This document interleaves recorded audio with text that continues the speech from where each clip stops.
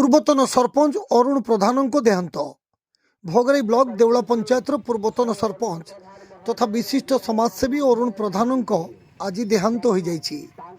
ମୃତ୍ୟୁ ବେଳକୁ ତାଙ୍କୁ 64 ବର୍ଷ ହୋଇଥିଲା ବେଳେ ଆଜି ଭୋର ପ୍ରାୟ 5:20 ସମୟରେ କଟକ ସ୍ଥିତ ବଡ଼ ଡାକ୍ତରଖାନାରେ ଚିକିତ୍ସାଧୀନ ଅବସ୍ଥାରେ ତାଙ୍କର ମୃତ୍ୟୁ ହୋଇଯାଇଛି। ପରିବାର ଲୋକଙ୍କ କହିବା ଅନୁଯାୟୀ ବୁଧବାର ଅପରାହ୍ନରେ ଶ୍ରୀ ପ୍ରଧାନ ହଠାତ୍ ଛାତିରେ ଯନ୍ତ୍ରଣା ଅନୁଭବ କରିବାରୁ ପରିବାର ଲୋକେ ତାଙ୍କୁ ସଙ୍ଗେ ସଙ୍ଗେ ବାଲେଶ୍ୱର ଜିଲ୍ଲା ମୁଖ୍ୟ ଚିକିତ୍ସାଳୟକୁ ନେଇଯାଇଥିଲେ। ସେଠାରେ ତାଙ୍କର ସ୍ୱାସ୍ଥ୍ୟାବସ୍ଥା ଅଧିକ ଗମ୍ଭୀର ହେବାରୁ ତାଙ୍କୁ କଟକ ସ୍ଥିତ ବଡ଼ ଡାକ୍ତରଖାନାକୁ ନିଆଯାଇଥିଲା। ମାତ୍ର ଆଜି ଭୋର 5:20 ସମୟରେ ଚିକିତ୍ସାଧୀନ ଅବସ୍ଥାରେ ତାଙ୍କର ପରଲୋକ ହୋଇଯାଇଛି। ମୃତ୍ୟୁ ଶଯ୍ୟା ନିକଟରେ ତାଙ୍କର ପତ୍ନୀ ତଥା ପୂର୍ବତନ ଦେଉଳା ସରପଞ୍ଚ ଶାନ୍ତିଲତା ଓ ଏକମାତ୍ର ପୁଅ ଶିବୁ ଉପସ୍ଥିତ ଥିବାବେଳେ ତାଙ୍କର ଏଭଳି ଆକସ୍ମିକ ମୃତ୍ୟୁରେ ସ୍ଥାନୀୟ ଅଞ୍ଚଳରେ ଶୋକର ଛାଏ ଖେଳିଯାଇଛି। ଅପରାହ୍ନରେ ତାଙ୍କର ମରଶରୀର ଥାନା ଛକଠାରେ ପହଞ୍ଚିବା ପରେ ଶହ ଶହ ଲୋକ ତାଙ୍କର ଶେଷ ଦର୍ଶନ କରିବା ସହିତ ଶ୍ରଦ୍ଧା ସୁମନ ଅର୍ପଣ କରିଥିଲେ। ପରେ ତାଙ୍କର ପାର୍ଥିବ ଶରୀରକୁ ଏକ ସୁସଜ୍ଜିତ ଯାନରେ ଶୋଭାଯାତ୍ରା କରି ଦେଉଳା ହାଟ ସମେତ ସମଗ୍ର ପଞ୍ଚାୟତ ପରିକ୍ରମା କରାଯାଇଥିଲା। ଏହି ସମୟରେ ସମସ୍ତଙ୍କର ଅରୁଣ ବାବୁ ଅମର ରହେ ସ୍ୱରରେ ସମଗ୍ର ଅଞ୍ଚଳ ପ୍ରକମ୍ପିତ ହୋଇ ଉଠିଥିଲା। ରାସ୍ତାରେ ବହୁ ବିଶିଷ୍ଟ ବ୍ୟକ୍ତିବିଶେଷଙ୍କ ସମେତ ବିଭିନ୍ନ ସ୍କୁଲ, ଦେଉଳା ବଜାର କମିଟି ଓ ପଞ୍ଚାୟତ କାର୍ଯ୍ୟାଳୟ ପକ୍ଷରୁ ତାଙ୍କୁ ଶ୍ରଦ୍ଧାଞ୍ଜଳି ଜ୍ଞାପନ କରାଯାଇଥିଲା।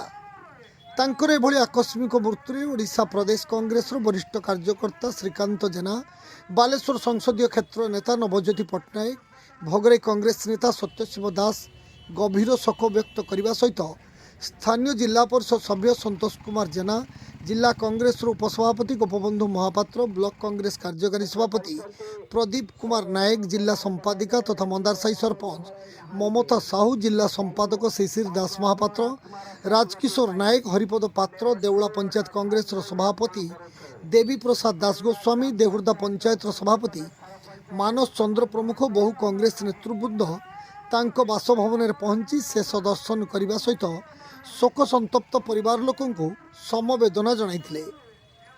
ଶେଷରେ ଦେଉଳା ଶ୍ମଶାନରେ ତାଙ୍କ ଅନ୍ତିମ ସଂସ୍କାର କରାଯାଇଥିବା ବେଳେ એકમાત્ર ପୁଅ ଶିବୁ ପିତାଙ୍କୁ ମୁଖାଗ୍ନି ଦେଇଥିଲେ। ସୂଚନାଯୋଗ୍ୟ, ଶ୍ରୀ ପ୍ରଧାନ କଂଗ୍ରେସ ଦଳର ଜଣେ ସୁସଂଗଠକ ଥାଇ ଦେଉଳା ପଞ୍ଚାୟତରେ ଦଳୀୟ ସମର୍ଥନରେ 2 ଥର ସରପଞ୍ଚ ଓ ଥରେ ସମିତି ସଦସ୍ୟ ଭାବେ ବିଜୟୀ ହୋଇଥିଲେ। ଏଥିସହିତ ତାଙ୍କ ପତ୍ନୀ ଶାନ୍ତିଲତାଙ୍କୁ ମଧ୍ୟ ଥରେ ସରପଞ୍ଚ ଭାବରେ ନିର୍ବାଚିତ କରିଥିଲେ। ପରେ ଶେଷ ପର୍ଯ୍ୟନ୍ତ ଦଳରେ ରହି ନିଜକୁ ସମାଜ ସେବାରେ ଜଡ଼ିତ ରଖିବା ସହିତ ଦେଉଳା ବଜାର କମିଟିର ଉପସଭାପତି ଓ ଉତ୍କଳ ଦିବସ କମିଟି, ମନସା ପୂଜା କମିଟି ପ୍ରଭୃତି ବହୁ ଛୋଟ ବଡ଼ ଅନୁଷ୍ଠାନର ସକ୍ରିୟ ସଦସ୍ୟ ଭାବରେ କାର୍ଯ୍ୟରତ ଥିଲେ। ତାଙ୍କର ମୃତ୍ୟୁ ଭୋଗରାଇ କଂଗ୍ରେସ ପାଇଁ ଏକ ଅପୂରଣୀୟ କ୍ଷତି ବୋଲି ସ୍ଥାନୀୟ ଜିଲ୍ଲା ପରିଷଦ ସଭ୍ୟ ଶ୍ରୀ ଜେନା କହିଛନ୍ତି। ବାଲେଶ୍ୱର ଜିଲ୍ଲା ଭୋଗରାଇରୁ ସରିତ ସପୁନ ପଣ୍ଡାଙ୍କ ରିପୋର୍ଟ, ଜିଟିଭି ଓଡ଼ିଆ। ସନ୍ତୋଷ କୁମାର ଜେନା, जिला परिषद सभ्य 33 नंबर जोन। श्री अरुण कुमार प्रधान, पूर्वतन सरपंच देउला ग्राम पंचायत, तांकर आज वियोग होई मु एवं आम अंचल अत्यंत मर्माहत, विशेषकर देउला पंचायतर घर घर लोक आज शोक संतप्त रे। कारण से जड़े जनदरदी नेता थिले, बारंबार निर्वाचन में जीति सरपंच सदस्य पदरे, तांको स्त्री मध्य जीति। राजनीति काल भितर केबे भी से निज भितर अहंकार नहीं कि राजनीति करना, निराडंबर जीवन यापन सहित लोकों हृदय मनीष थिले।